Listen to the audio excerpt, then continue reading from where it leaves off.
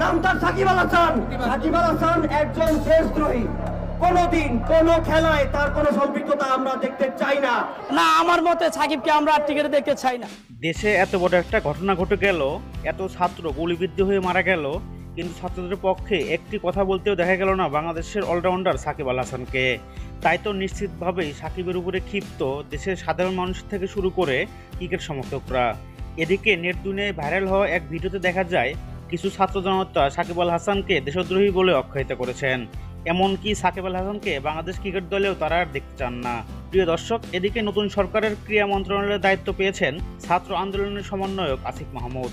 2023 সালে সাকিবকে নিয়ে ফেসবুকে একটি পোস্ট করেছিলেন তিনি। সেখানে তিনি লিখেছিলেন, সাকিবের মধ্যে লিডারশিপ জিনিসটা নেই, এটা বললে খেপার কিছু নেই।